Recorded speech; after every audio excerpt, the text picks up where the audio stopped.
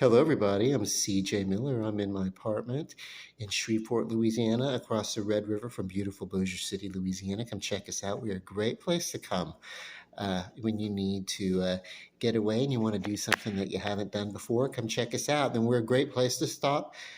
Just when you're traveling through, we're good. We're a good stopover, layover, whatever. So come check us out. I'm going to go to the farmers market this Saturday morning. I love that. But also, I've got GeekCon. That's going to be Friday, Saturday, and Sunday, actually. Though Friday is mostly just setting up for the vendors. I'm not really a vendor, but I'm going anyway. And then I'm so excited. Just about everybody from the Askew-verse. Um, you know, uh, Not Ben Affleck, not Matt Damon, but we're gonna get Jason Mewes, Kevin Smith, a few other people. Uh, Actually, a lot of other people from that. That's kind of cool. Uh, I'm mostly excited for Brandon Ralph, who, as you may know, Kevin Smith and these guys, they wanted to do a Superman. They wanted to do a Superman movie, and did not get to do one. They were gonna who was Nicolas Cage was going to be the Superman in in their version of the movie, and it did not pan out. Although we did get glimpses of what would have been in the Flash movie that we just had. That's not even really. It's not even on Max yet. It's not even streaming on Max yet, but it will be soon. But then, so it's kind of great that we are going to have Brandon Routh, who was Superman in his own Superman Returns, and also in the CW version uh, of their version of the Crisis on Infinite Earths crossover, and that was a 5 or 6 episode crossover uh, from between their different networks, and it was pretty close. But then again, not. I mean, it was, you know, uh, the characters that should have died. Crisis on Infinite Earths. Supergirl was a big name on the CW at the time. They couldn't get rid of her, and the Flash was still going strong in the ratings, so they couldn't get rid of the Flash. And of course, what happens in CW and they sort of challenged the writers, the creators of this, and I read the notes from the creators of Crisis on Infinite Earths, circa 1985. They actually, the writer writes in the note, there's a plot device in which the Flash could come back if they want to bring him back, but don't look for it; you won't find it. And of course, early on, uh, within the first couple of episodes of this. It's been turned into a graphic novel, so it's like 12 episodes all in one. But what happens is you get the anti-monitor, which is the monitor of the antimatter universe, saying that Flash is the only being that moves fast enough to move through time and move through the physical matter and the physical universe and the antimatter universe.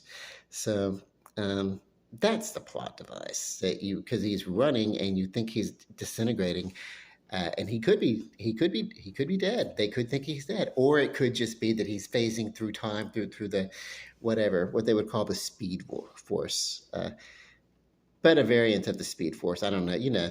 It's anyway. Um, so.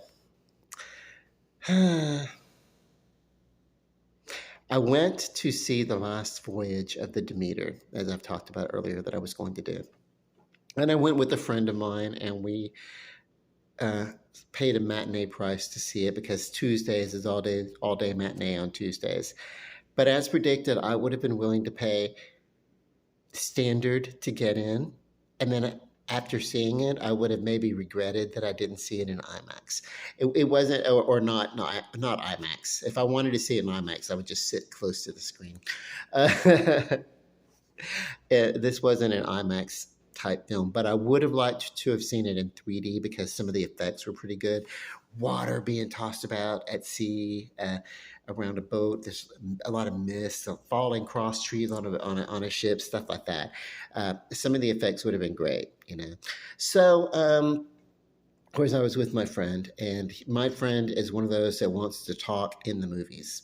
And I love the guy, but I'm probably going to have to like gradually back out. Maybe go see movies with him that I don't really care that much about, because I don't want to be like watching a movie and when he has a thought, uh, I don't want him to lean over and whisper his thought about what he's watching, give or take. I don't want that living room discussion in a movie that I paid to see.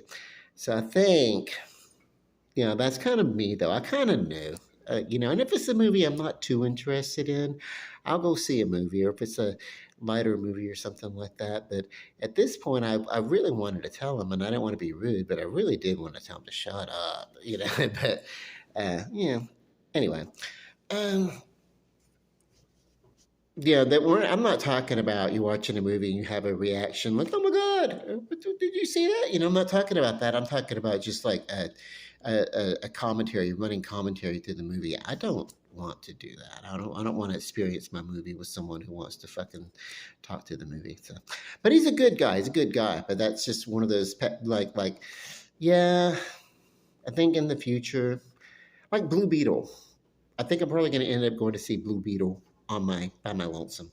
It's just Anyway, but the movie wasn't ruined for me or anything like that. It's just at some points, it's like I go to see a show. I don't go to see a show so I can visit with someone. If I want to visit with someone, we'll go have coffee. We'll go have burgers. We'll sit across from a table, and we'll talk some BS. But if we go to see a show, even if it's a movie, you need to respect the show and you need to respect the audience. Um, my personal views on it. So if you make a more than say 2 or 3 comments throughout a course of a 2-hour movie, you're doing way too much talking. And this guy just would not. He was one of those talkers, movie talkers. Can't deal with it. Uh, yeah, I get it. Some people when they get out really want to enjoy it, and that conversation is a part of it. And other than the occasional comment here or there, people really shouldn't be having a conversation throughout the course of a movie. Yeah. So,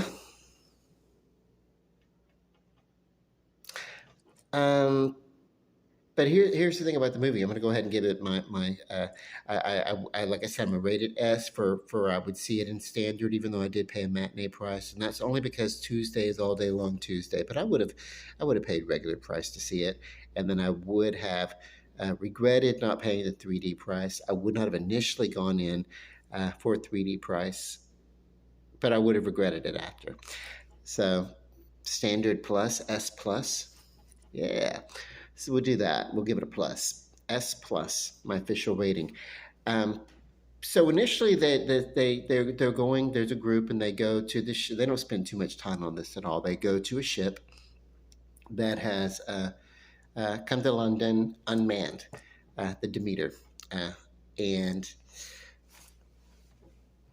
they don't get into too much of, hey, was it late? Was it, a couple of days late? They don't get into too much of that. It just looks battle worn and stuff like that. They go in and they find the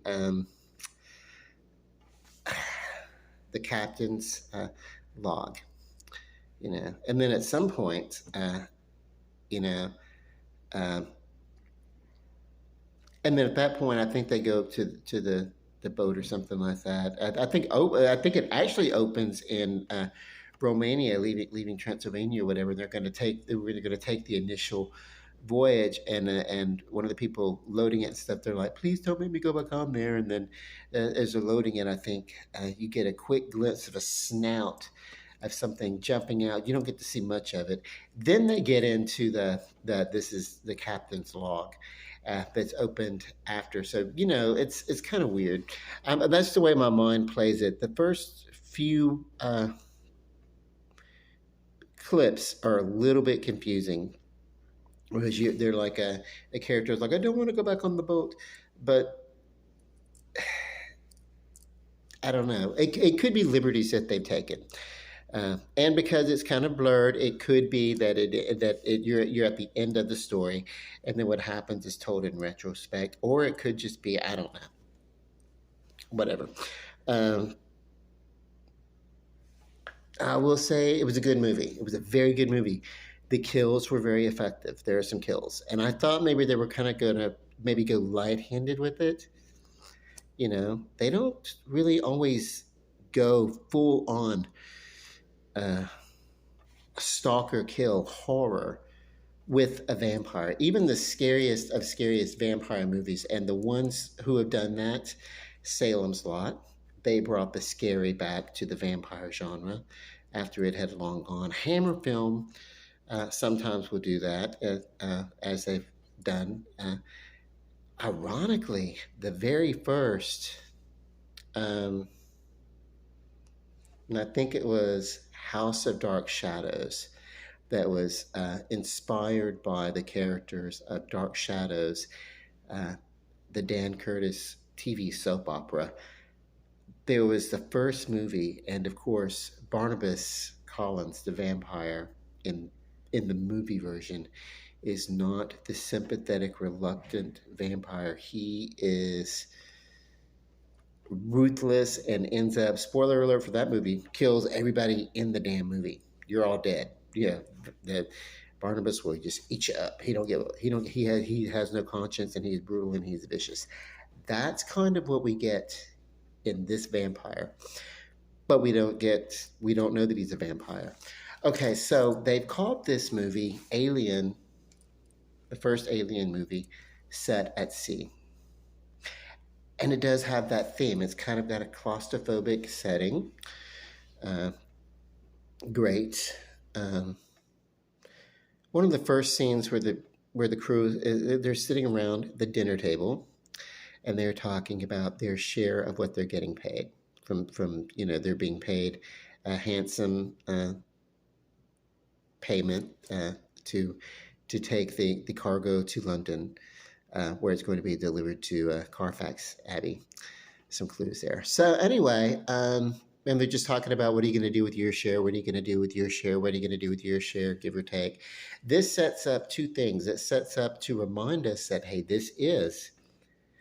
um, this is Alien, because the opening conversation of Alien, that the movie Alien, they're on a ship, and then gradually, one by one, they're woken out of their space hibernation, their induced hibernation for deep space travel, and then it cuts to them all sitting around the table. Man talking about, oh, we just woke up and we're scarfing and everything, but yeah, we're going to uh, get some salvage. We have found some salvage, and we're going to get a division of the salvage. And they're discussing how much they're going to get and who's getting what percentage and that kind of stuff. So this uh, conversation in the Demeter serves to set up that this is Alien, and it also serves to set up the uh, some of the theology of two characters.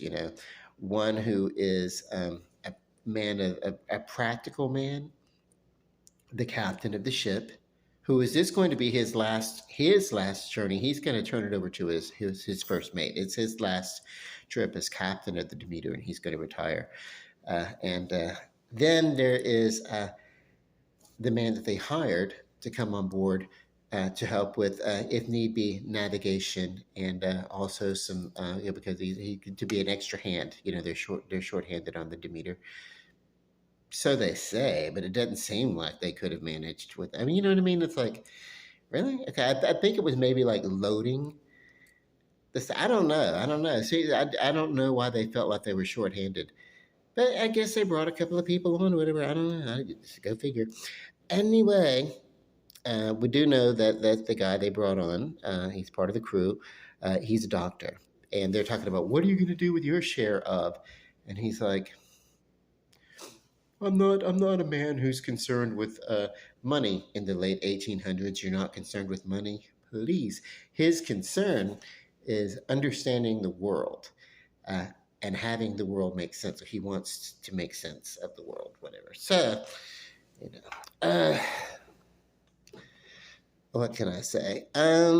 it's so there's a difference of personal philosophies, which are interesting. They're not necessarily conflicting or opposing, but they're different. And how are they going to uh, determine the personalities of this character going forward? And the lead um, is the doctor. It is the doctor.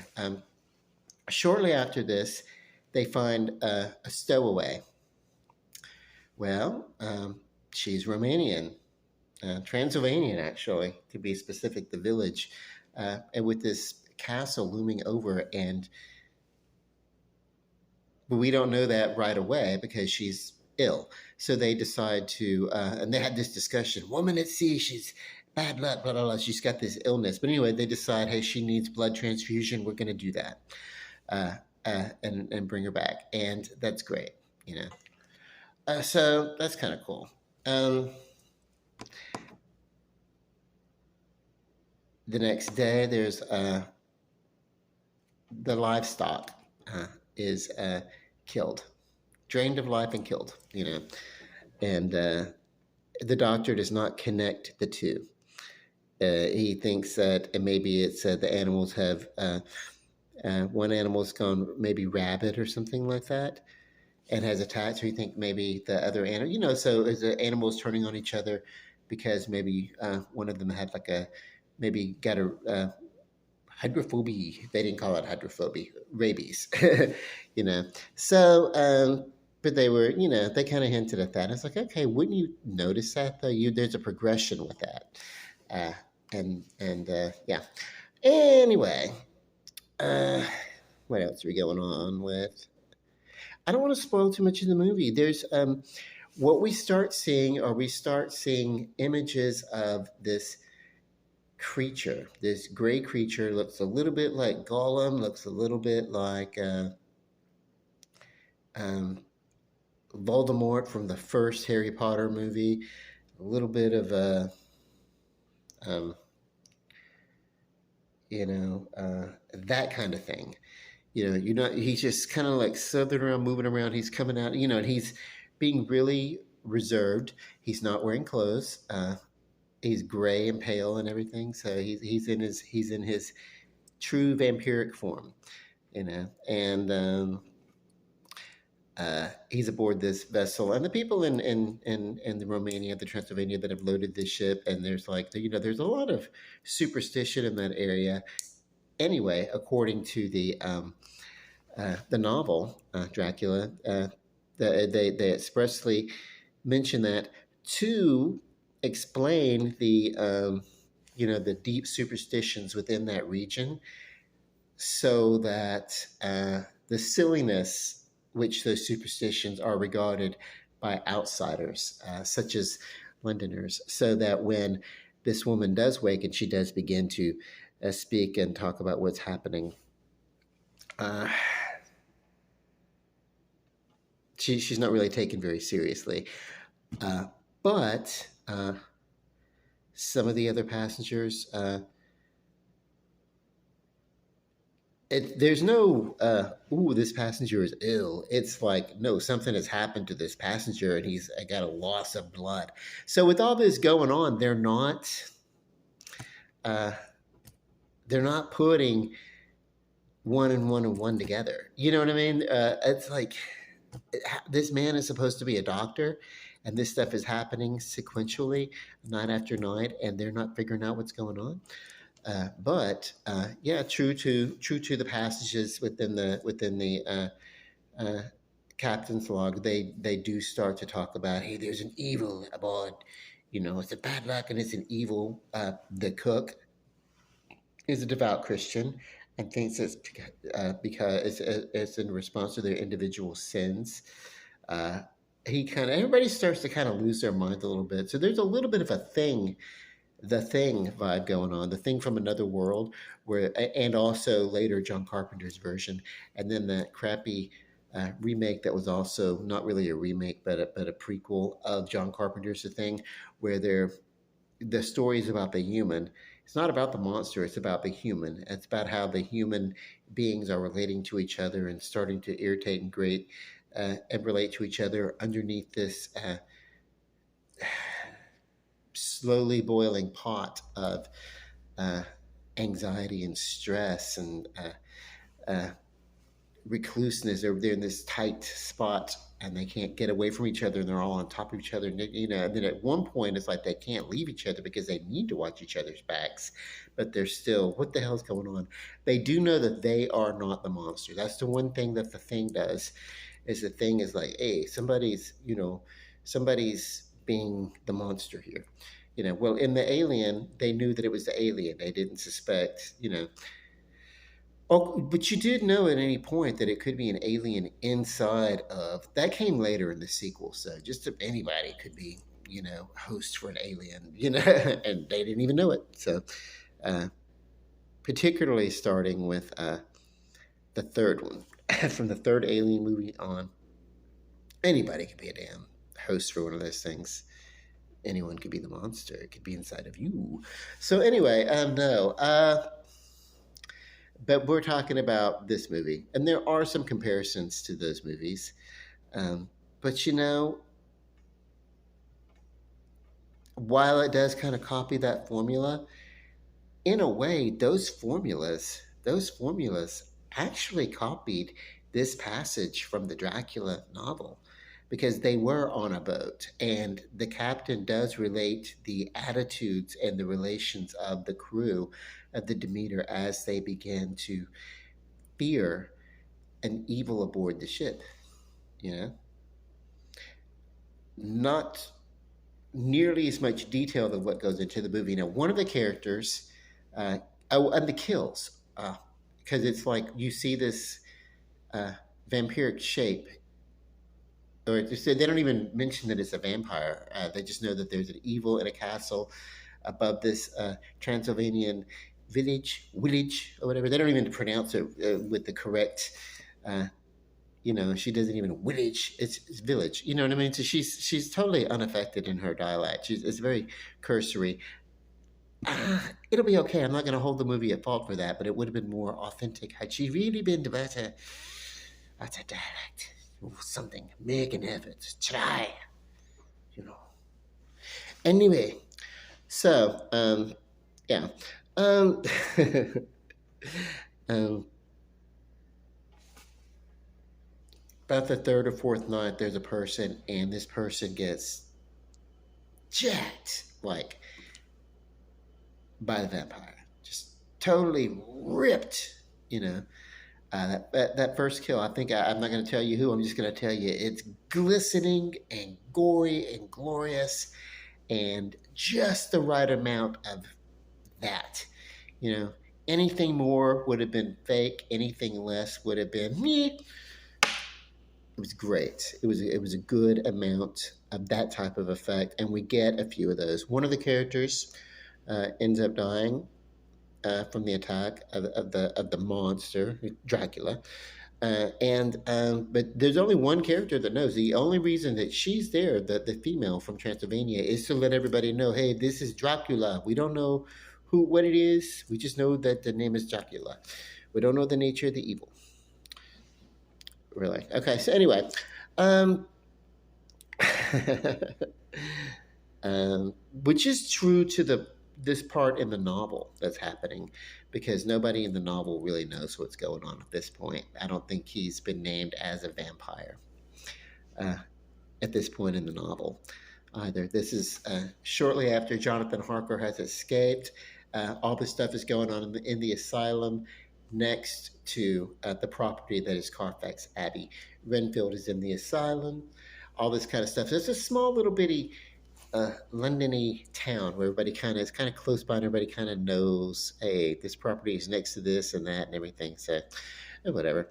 But anyway, moving along, because none of that's mentioned. None of that's mentioned in the Demeter. This is entirely like leaving one port, then all at sea, and then at the end where the ship comes to port. So it's like, yeah, it's like it's good. The one character gets killed, and you think maybe they're going to save him, but then they're not able to save him, and he ends up dying again. So that's pretty cool. considering who it is. And I don't want to spoil it. I don't want to spoil it and tell you. But I was like, you guys are going to cop out by not letting this character die.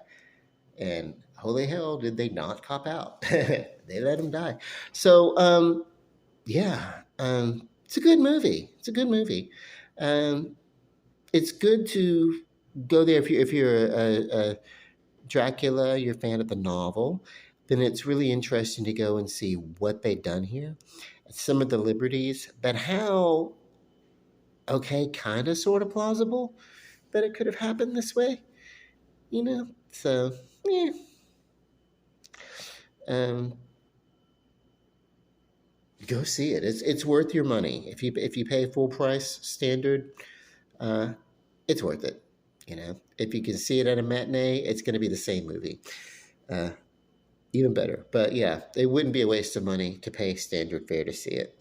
If you can see it in 3D, it might actually be worth, you know, uh, paying that to see it in 3D. I wouldn't worry about seeing a movie in IMAX. I don't go see the only our movie theaters when they say IMAX, it's just a bigger screen. It's not a wraparound screen that wraps over your head and stuff like that. They got something like that at our Cyport that's pretty cool. That's like, you lay back and like you're. But even then, it's like it's not totally like it doesn't totally pull you in, you know. Um, anyway, uh, I'd like to, yeah, I'd like to know what you guys think if you go see this movie. Are you going to go see it? It's going to be as soon as it finishes its theatrical run, it's going to get released, and there's probably going to be streaming if it's not already streaming.